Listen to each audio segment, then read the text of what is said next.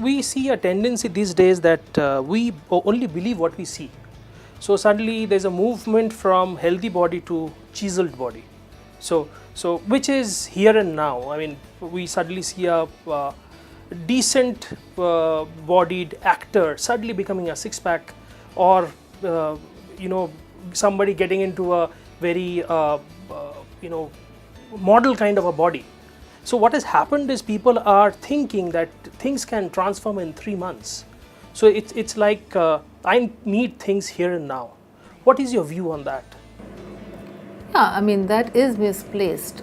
You can have a toned body, you can have a fit body, but what you are eating to make it fit or toned is also very important. So it's like thinness and fitness. You may be thin, but you may be very unfit. So you may be having the right numbers in terms of statistics and your weight and your BMI, but you may not be still very fit. So the bottom line is that what are you doing to get there?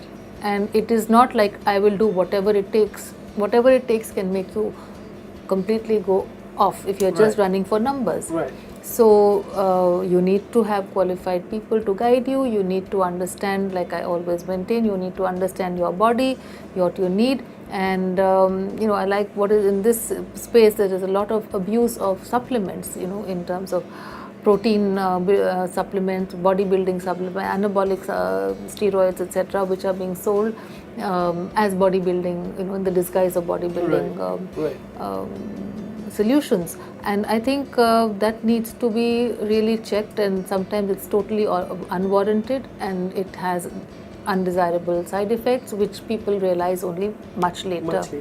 So the way to do it is to be very, very important. Beyond being a nutritionist, you have been a researcher, you have been a writer, you have 3 books there, and you are an entrepreneur. What is your understanding of power food and the role it can play in our lives going forward? Food is power. The right food is power.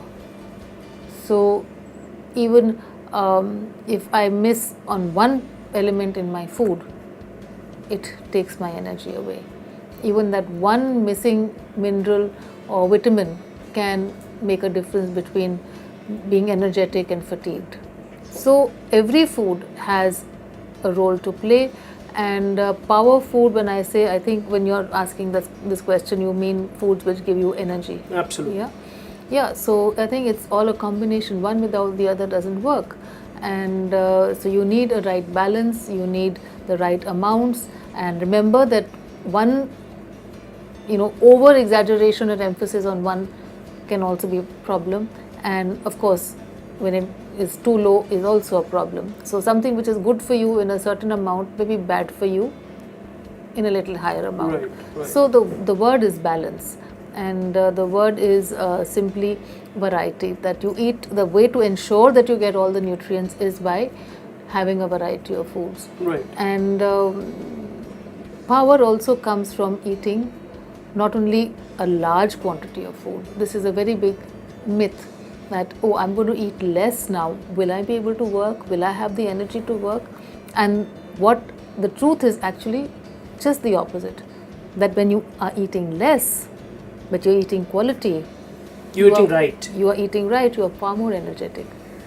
So there are times that patients say, oh my God, I'm just eating this, but actually I'm feeling fine, and they get surprised. And you look at their old diets, and you look at, and very often, if you also eat at the right time. I have recently got this young man who's about 40 something, and he's eating perhaps a little more than before. And that happens to a lot of my patients, that they begin to eat more and lose weight, but they also eat at the right time. Right.